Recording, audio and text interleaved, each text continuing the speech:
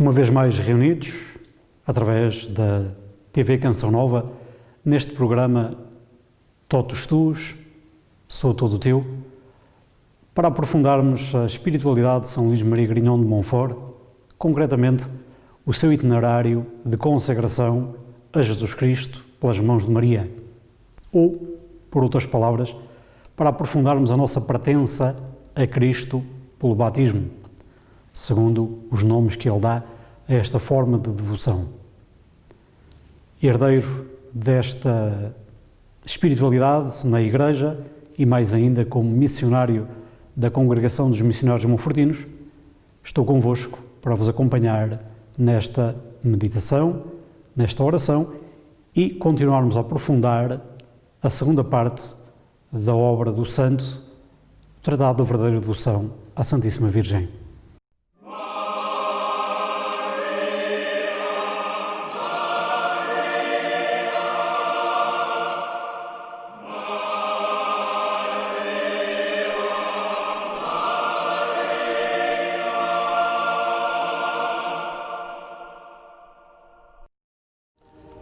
Eis-nos então, estimados irmãos, uma vez mais, a falar deste livro, o Tratado da Verdadeira Devoção à Santíssima Virgem, neste programa em que continuamos então a aprofundar a doutrina de São Luís Maria Grignion de Montfort, doutrina que ele viveu, a sua experiência pessoal e que quis deixar à Igreja através deste seu escrito.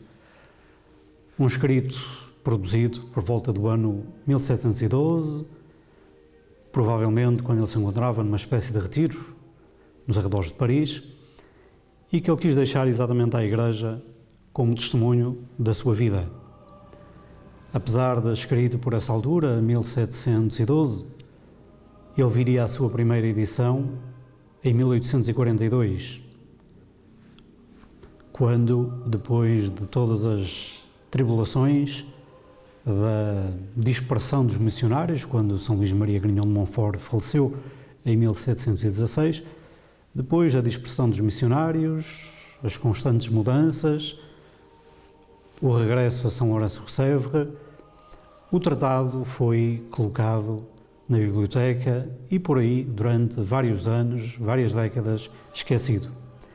Há quem veja nesta situação que se viveu, o tratado esteve escondido durante tantos anos, uma concretização daquela profecia que São Luís Maria Grignion de Montfort mesmo escreveu, quando no tratado ele refere: prevejo que o inimigo vai roubar, vai esconder este livro, como vai perseguir aqueles que o lerem, para que não seja conhecido, não seja vivido. Estamos, portanto, diante de uma obra de grande importância para a espiritualidade monfortina e para a espiritualidade da Igreja. E isso é-nos dito pela voz autorizada de São João Paulo II, que assim escrevia: veio em minha ajuda, ele fala da sua adolescência, veio em minha ajuda o livro de São Luís Maria Grignion de Montfort, que tem por título Tratado da Verdadeira Devoção à Santíssima Virgem. Encontrei aí a resposta às minhas perplexidades. E então continua São João Paulo II: verdadeiramente Maria aproxima-nos de Cristo, conduz-nos a Ele, mas na condição que se viva o seu mistério em Cristo. Então, o nosso santo, São João Paulo II, caracteriza São Luís Maria Grignion de Montfort com esta denominação. O autor é um teólogo de classe. O seu pensamento mariológico mergulha as raízes no mistério trinitário e na verdadeira encarnação do Verbo de Deus. Estamos, portanto, diante de um livro que tem toda a autoridade para poder ser lido e, sobretudo, essa é a intenção do autor, é que possa ser vivido. Uma obra que, nos seus números, vai sendo apresentada em 3 partes essenciais. Maria, na história da salvação. Uma segunda parte, o culto a Maria na Igreja.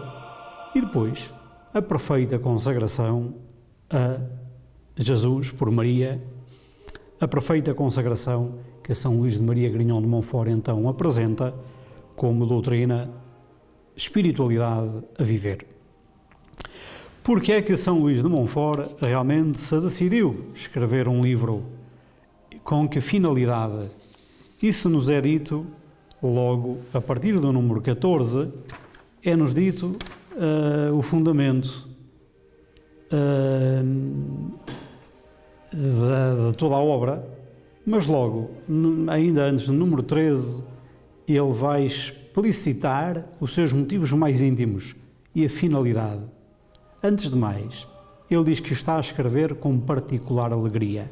Diz no número 13, foi o meu coração que ditou o que acabo de escrever com particular alegria, a fim de mostrar que a Divina Maria tem sido até agora desconhecida e que esta é uma das razões porque Jesus Cristo não é conhecido como deve ser.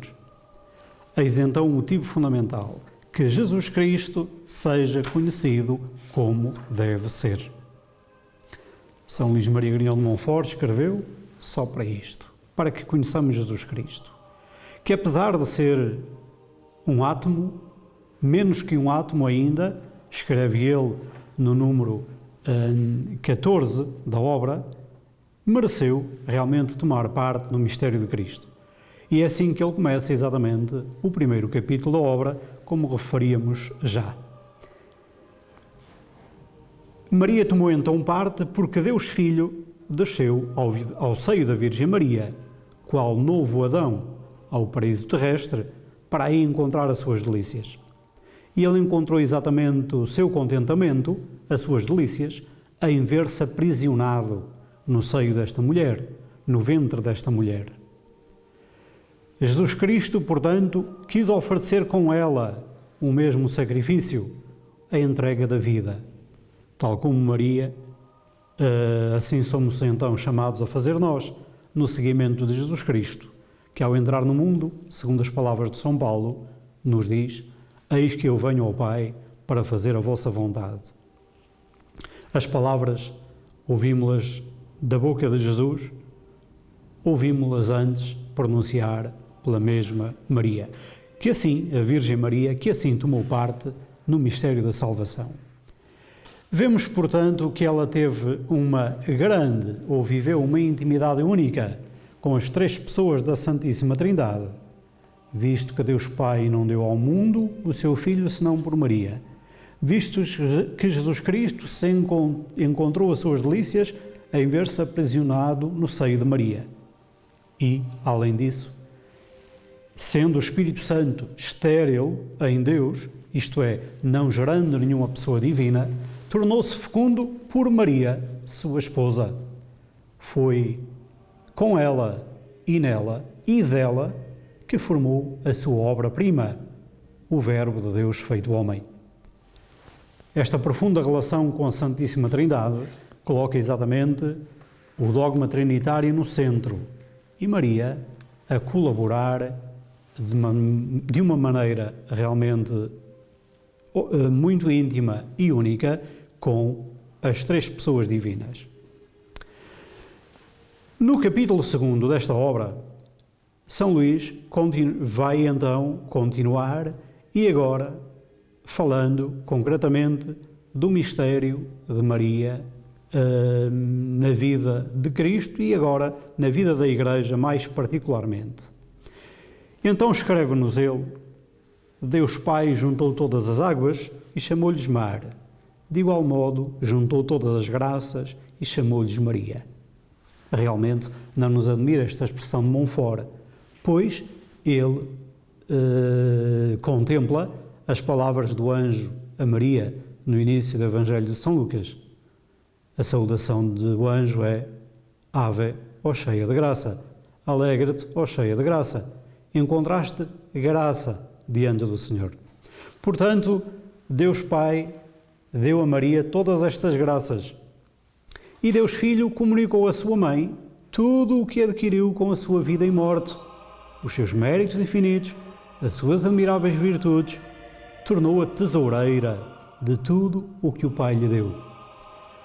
Realmente, Jesus Cristo colocou nas mãos de Maria toda a sua vida, qual pequeno neonato, qual criança, qual adolescente, totalmente dependente da mãe. Eis então o tesouro da graça, na medida em que Deus se colocou em suas mãos, Jesus Cristo se colocou em suas mãos. E Deus Espírito Santo realmente comunicou a Maria, esta sua fiel esposa, os seus dons mais inefáveis. Escolheu-a, em modo que ela pôde contribuir com a sua liberdade para esta encarnação.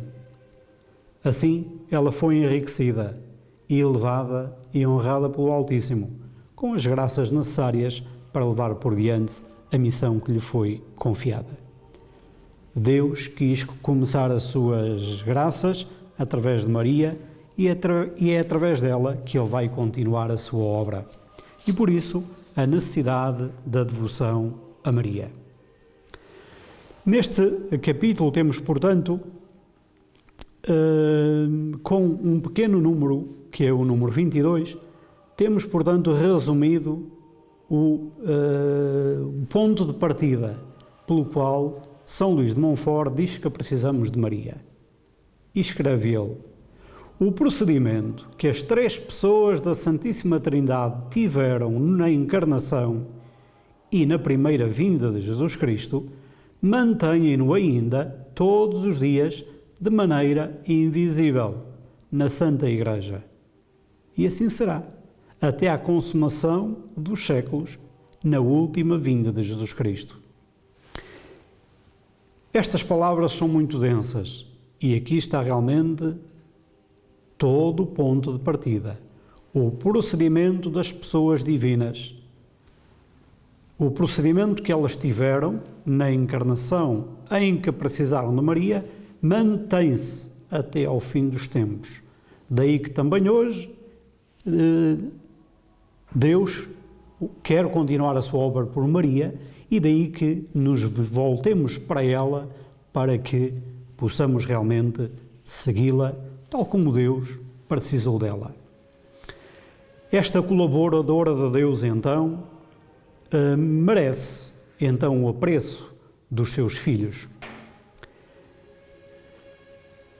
Esta influência materna de Maria continua, então, hoje na vida da Igreja.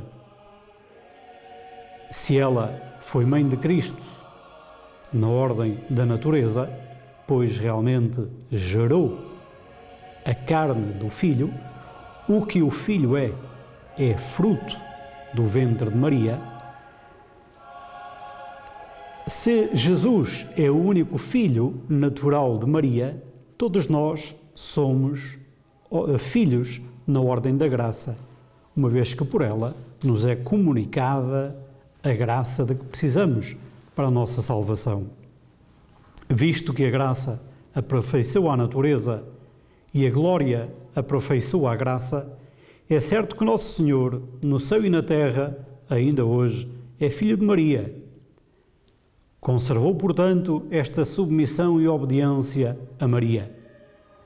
Daí que a Igreja ainda hoje continua a dizer-lhe, 1000 e 1000 vezes por dia: bendito é o fruto do teu ventre, Jesus. Quer isto dizer que aquela atitude que Deus iniciou, Deus a mantém. Ele continua a ser filho.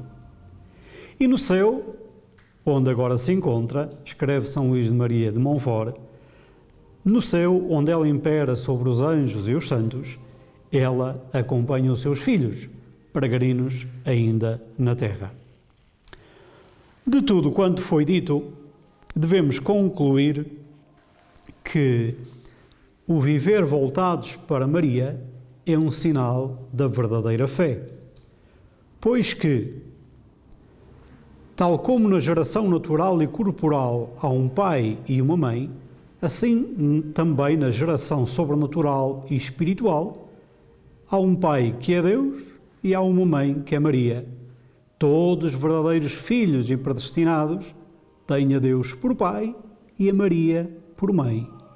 E São Luís Maria de Grignion de Montfort vai longe dizendo: e quem não tem Maria por mãe, não tem Deus por Pai. Na medida em que ela é a nossa mãe na ordem da graça e, de facto, só podemos ser filhos de Deus pela graça que nos foi comunicada através de Jesus Cristo, fruto do ventre sagrado de Maria. Daí que, ainda nos dias de hoje, Deus Filho quer ser formado, quer encarnar todos os dias nos seus irmãos, por intermédio desta muito amada Mãe.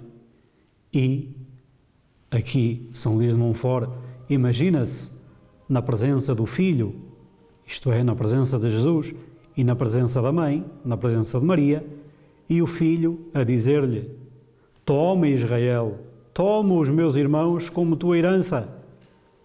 Isto é, recebe-os. No fundo, são essas as palavras da cruz. João, eis a tua mãe. Mulher, eis aí o teu filho.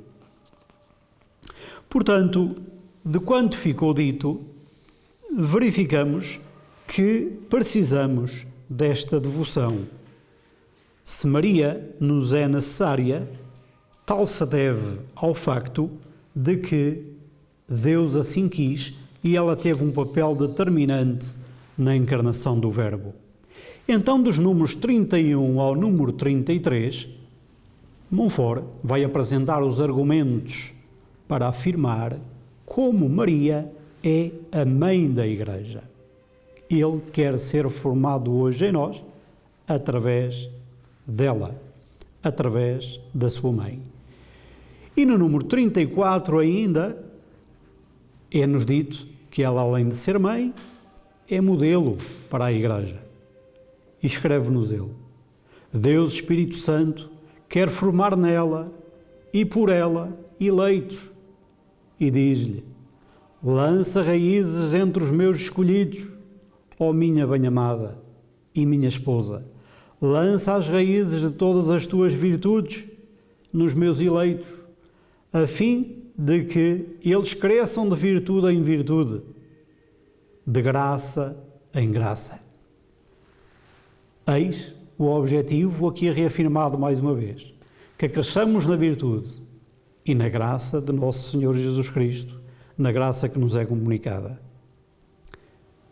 Tendo-a encontrado numa alma, tendo, portanto, encontrado Maria numa alma, diz São Luís de Montfort, o Espírito Santo, seu esposo, voa para lá, entra com a sua plenitude e comunica-se a essa alma abundantemente, na medida em que ela dá lugar a Maria.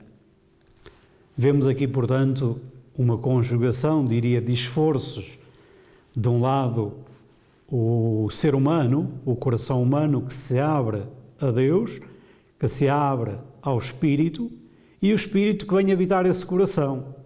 Temos esta conjugação que permitirá então que a alma cresça na virtude, que a alma cresça na graça, quando, como Maria, temos esta mesma abertura ao Espírito Santo. Ora, assim sendo, isto tem consequências para a nossa vida. Isto vai levar então a Montfort a ocupar-se desta necessidade da devoção para com Maria. E diz-nos ele: é evidente que, do que fica dito, se deve concluir que Maria recebeu de Deus um grande poder sobre as almas dos eleitos.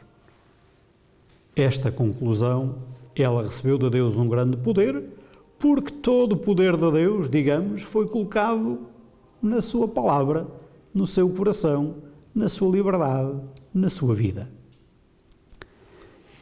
Certo? Ela tem grande poder na medida em que, então, se abriu e deu, porque Deus assim quis. Precisamos então dela para a nossa salvação. Pelo facto da Santíssima Virgem ser necessária a Deus, de uma necessidade dita hipotética, ou seja, derivante da sua vontade, forçoso será concluir que ela é muito mais necessária aos homens para conseguirem chegar ao seu fim último, que é realmente a santidade. Não se deve, pois, confundir a devoção à Santíssima Virgem com as devoções aos outros santos, como se não fosse mais necessária, como se ela fosse uma devoção facultativa. Aqui revemos um bocadinho nas palavras do São Paulo VI, quando dizia: para sermos cristãos precisamos de ser marianos.